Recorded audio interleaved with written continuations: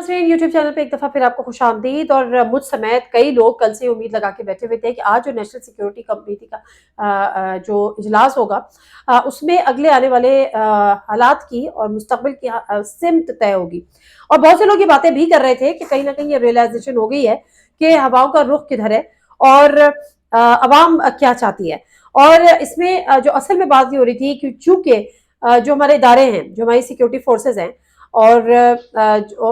उनका डायरेक्टली कोई इस तरह से बयानात नहीं आ सकते और चीज़ें नहीं आ सकती। तो जब ये कमेटी का इजलास होगा नेशनल सिक्योरिटी की और उसमें जो मामला तय होंगे और उसके बाद जो एलामिया जारी होगा उसके खदोखाल तय करेंगे कि मुस्तकबिल में सियासत या पाकिस्तान किस रुख इख्तियार करेगा। और उसके अलावा पीटीआई को या इमरान खान को कोई रिलीफ मिलने जा रहा है या नहीं मिलने जा रहा। लेकिन जो एलामिया जारी हुआ है वो एक बाकायदा तौर पर बज़ाहिर एक चार्जशीट है जो कि पीटीआई के ऊपर है। समझने की बात है, जो दो तीन बातें उसमें बड़ी इंपॉर्टेंट की गई हैं। तो इदारों की मर्जी क्या है, इदारों की इस वक्त जो है वो उनका माइंड क्या है, ये समझने की हमें जरूरत है। बात ये हो रही थी कि इलेक्शन होने हैं। सबसे पहले तो बात हुई टीटीपी के हवाले से, मुल्क में दहशतगर्दी के हवाले से। बिटवीन द लाइंस जो उसमें चीजें हैं वो यही है कि पाकिस्तान में दहशतगर्दी इस वक्त की जो नई लहर है वो इंतहाई खतरनाक है। पाकिस्तान में दहशतगर्दी की नई लहर से मुकम्मल तौर पर निपटा जाएगा और उसके साथ साथ नया ऑपरेशन भी शुरू किया जाएगा हुकूमत के साथ मिलकर। इसमें एक कमेटी भी बना दी है जो कमेटी अपनी राय देगी। तो मुख्तसरन ये कि जो पाकिस्तान की फोर्सेज है जिनसे ये कहा जा रहा है और उम्मीद की जा रही थी, और बल्कि सुप्रीम कोर्ट ने तो बाज़ाब्ता तौर पर कह दिया था कि आप नो का सवाल ही पैदा नहीं होता, लेकिन जो पहले बयान दिया गया था कि जी वी आर बिजी, तो दे आर स्टिल बिजी, और अपना बता भी दिया कि वो किस में बिजी हैं। तो ये चीज बड़ी वाज़ेह हो गई है कि शायद मुमकिन ना हो सिक्योरिटी इदारों का कि वो इलेक्शन की सिक्योरिटी के लिए पर्सनल्स दे, क्योंकि वो बता रहे हैं कि जी मुल्क में जो दहशतगर्दी की लहर है उसमें हमारी यहाँ डिप्लॉयमेंट है, ये हमें चैलेंजेस हैं और यहाँ हमें निमटना है। तो इसका मतलब ये है कि हम ना ही समझें, और डेफिनेटली वो बिटवीन द लाइन समझने की इस चीज को जरूरत है। दूसरी एक बड़ी इंपॉर्टेंट बात वो ली इन्होंने दहशतगर्दी को लेकर जो तहरीके तालिबान पाकिस्तान।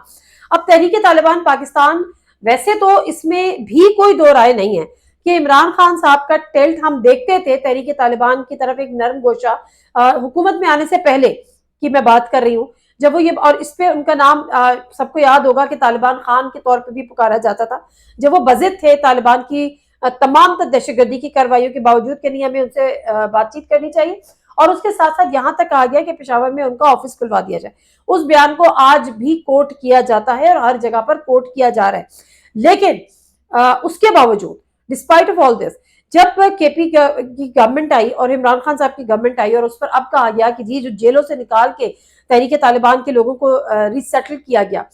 उनके लिए नरम गोशा रखा गया। तो नरम गोशा कितना भी हो, क्या ये पॉसिबल है कि कोई भी वजीर आजम स्टेट पॉलिसीज का इंडिविजुअली डिसाइड कर ले? क्या ये पॉसिबल है कि स्टेट पॉलिसीज के अगेंस्ट चला जाए, या एक बंदे की ख्वाहिश या एक बंदे की जो सोच है वो स्टेट पॉलिसी की शक्ल इख्तियार कर ले? ये एक दीवाने का ख्वाब है, और अगर सिर्फ ब्लेम गेम में जाना है तब भी ये पॉसिबल नहीं है। मैं ये समझती हूँ कि अगर ये चार्जशीट उन्होंने कोशिश ये की है कि ये इमरान खान या इमरान खान की गवर्नमेंट के खिलाफ हो या पीटीआई के खिलाफ हो, तो ये चार्जशीट जनरल फैज के खिलाफ भी है और ये चार्जशीट जनरल बाजवा के खिलाफ भी है। ऐसे तमाम फैसले कि किससे मुज़ाकरात करने हैं, किसको किसके साथ किस तरह से डील करना है, कहाँ पे सख्ती करनी है, कहाँ पे नरमी करनी है, कहाँ पे ऑपरेशन करना है और कहाँ पे कार्रवाई करनी है, ये तमाम फैसले जो हैं वो स्टेट बैठ कर लेती है, स्टेट के तमाम इदारे बैठ कर लेते हैं। इसी जैसी नेशनल सिक्योरिटी कमेटी की मीटिंग्स में ये तमाम चीजें तय होती हैं। तो ये आप जो अगर आप ब्लेम गेम में पढ़ते हैं तो फिर आपकी मर्जी, लेकिन आप सिर्फ और सिर्फ इमरान खान को या सिर्फ और सिर्फ उनकी हुकूमत को जिम्मेदार नहीं ठहरा सकते, और मेरा ख्याल है ठहराया भी नहीं जा रहा। ये एक बहुत बड़ी गेम है, समझने की जरूरत है। जनरल बाजवा के बगैर, जनरल फैज के बगैर ऐसे कोई फैसले हो भी नहीं सकते थे और उनकी इम्प्लीमेंटेशन भी नहीं हो सकती। तो आज की अगर जो इस एलामिये में ये कहा गया कि चूंकि टीटीपी के साथ नरम गोशा रखा रहा तो ये वजह बने दहशतगर्दी के दोबारा वापसी की। चूंकि टीटीपी के लोगों को जेलों से रिहा करके दोबारा आबाद कराया गया तो ये वजह बने پاکستان میں دہشت گردی کی واپسی کی. تو یہ چارج شیٹ صرف عمران خان کے خلاف نہیں ہے, یہ چارج شیٹ جنرل باجوہ کے خلاف بھی ہے, اور یہ چارج شیٹ جنرل فیض کے خلاف بھی ہے. اب یہاں پہ آپ یاد رکھیے کہ پچھلے بہت عرصے سے جنرل فیض کے خلاف باقاعدہ طور پر کورٹ مارشل کرنے کی باتیں بھی ہیں, اور خواہشیں بھی کا اظہار بھی ہو رہا ہے اس حکومت کی طرف سے. لیکن پھر اگین اگر وہ جنرل باجوہ, بے شک حکومت جنرل باجوہ کو اس سے ایکسکلوڈ کر رہی ہے, لیکن جو دوسری طرف جو ہے وہ جنرل باجوہ کو ایکسکلوڈ کرنے کا ارادہ نہیں رکھا جاتا. تو اگر یہ کورٹ مارشل ہوتا ہے جنرل فیض کا اس معاملے کو بھی لے کر اور مود الزام ٹھہرایا جاتا ہے, یا چارج شیٹ ہم اس کو دیکھتے ہیں تو جنرل فیض کے خلاف بھی ہے, جنرل باجوہ کے خلاف بھی ہے, اور عمران خان صاحب کے خلاف بھی ہے. اب اسے نپٹا جائے گا نہیں نپٹا جائے گا, اس پہ ایکشن لیا جائے گا نہیں لیا جائے گا, ایک کمیٹی بنا دی گئی ہے جو اپنی سفارشات دے گی, اس پر منحصر ہے. تو ایک بات تو یہ, یعنی ہم نہ ہی سمجھیں کہ سیکیورٹی کے لیے ہمیں آرمی پرسنل دستیاب نہیں ہوں گے, پیسے تو بات کی بات ہے. اس کے بعد ایک اور امپورٹنٹ بات یہ کہ یہ بھی کہا گیا اس اعلامیے میں کہ پاک فوج کے لیے, شخصیات کے لیے یا اداروں کے خلاف جو فورن فنڈڈ ورڈ یوز کیا گیا, فورن فنڈڈ جو کیمپینز چل رہی ہیں, جو ہرزہ سرائی ہو رہی ہے, وہ انتہائی نقصان دہ ہے اور ناقابل برداشت ہے. اس کا مطلب یہ ہے کہ ڈیفینیٹلی وہ پوائنٹ آؤٹ یا فنگر پوائنٹ کیا گیا ہے اگین پی ٹی آئی کو, کیونکہ جو سارا ملبہ ہے وہ پی ٹی آئی کی ٹرولنگ پہ ہوتا ہے کہ جو انہوں نے پچھلے دنوں یا ایک آن گوئنگ, اور زیادہ تر وہ اکاؤنٹس جو کہ ملک سے باہر سے آپریٹ ہو رہے تھے, کیونکہ جو ملک میں آپریٹ ہو رہے تھے ان تک تو پہنچ لیا گیا, ایف آئی اے نے راتوں رات کارروائی کر دی, بڑے سوشل میڈیا ایکٹیوسٹ ہم نے دیکھا کہ راتوں رات اٹھا لیے گئے, کچھ واپس آ گئے, کچھ کا واپس آنا باقی ہے, کچھ کے سافٹ ویئر اپڈیٹ ہو رہے ہوں گے. لیکن جب یہ بات ہوتی ہے کہ فورن فنڈڈ, تو یہ ایک بہت بہت بہت سیریس ایلیگیشن ہے, اور ڈیفینیٹلی یہ پھر غداری کے زمرے میں بھی آ سکتا ہے, بغاوت کے زمرے میں بھی آ سکتا ہے. غداری کے زمرے میں تو آتا ہی ہے کہ اگر آپ فورن فنڈڈ ایک کیمپین کو رن کر رہے ہیں اور اس کے بعد آپ اپنے ہی اداروں کو ٹارگٹ کر رہے ہیں یا اداروں کی شخصیات کو ٹارگٹ کر رہے ہیں, تو یہاں پر ایک لیبل کر دیا گیا کہ یہ جو کیمپین ہے یہ فورن فنڈڈ ہے. اور فورن فنڈڈ کیمپین جب اپنے اداروں اور شخصیات کے خلاف ہوتی ہیں تو ڈیفینیٹلی وہ فورن فنڈڈ کوئی پاکستان دوست ممالک سے نہیں ہو سکتی, وہ پاکستان کے دشمن ممالک کے ساتھ ہی مل کر ہوتی ہیں. تو اس کو لیبل کر دیا گیا ہے کہ اس سے جو پاکستان کے اداروں اور پاکستان کی شخصیات کے خلاف جو فورن فنڈنگ کے تحت جو ٹرولنگ ہو رہی ہے یا ان کو نشانہ بنایا جا رہا ہے, تو وہ ایک بہت بڑا الزام ان پر بھی انہوں نے عائد کر دیا. اب معاملہ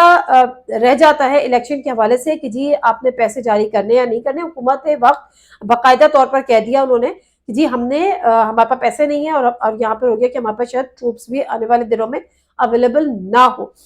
اب رہ جاتا ہے اس بات کو کہ آج چیف جسٹس کا سے باقاعدہ طور پہ استعفے کا مطالبہ کر دیا گیا ہے, اور اس کی وجہ یہ بنی, اور پچھلے کئی دنوں سے ہم یہ دیکھ رہے تھے کہ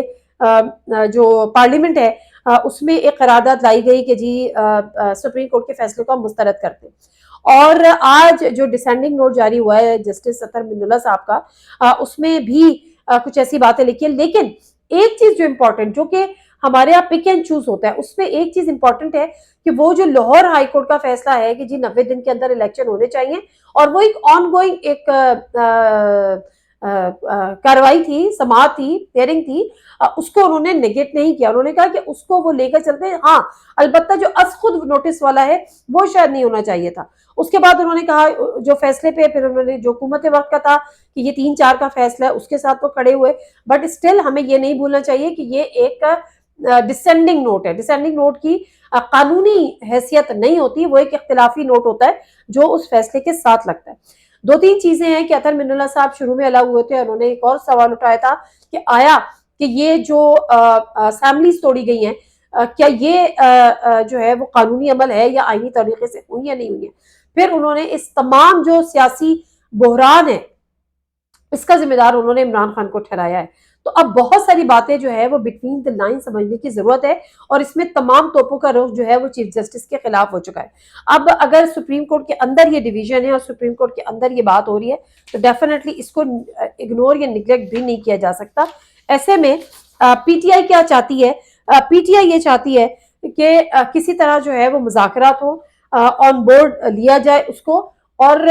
پی ٹی آئی بھی یہ سمجھتی ہے, بہت اچھی طرح سے سمجھتی ہے کہ پنجاب کے اور خیبر پختونخوا کے انتخابات علیحدہ علیحدہ نہیں ہو سکتے, کیونکہ یہ پھر ایک ہمیشہ کے لیے ایک آپ ایک ایسا ٹرینڈ سیٹ کر رہے ہیں جو ہر الیکشن کو آپ کنٹروورشل بنائیں گے، اور اسی کے لیے، اور یہ بات حکومت کا بھی ماننا ہے اور یہ پی ٹی آئی بھی مانے یا نہ مانے وہ اس چیز کو سمجھتی ہے، اسی کو مد نظر رکھتے ہوئے وہ کہتے ہیں کہ آپ قومی الیکشن کا اعلان کر دیں، ہمیں آن بورڈ لیں، لیکن آج کا جو نیشنل سیکیورٹی کمیٹی کی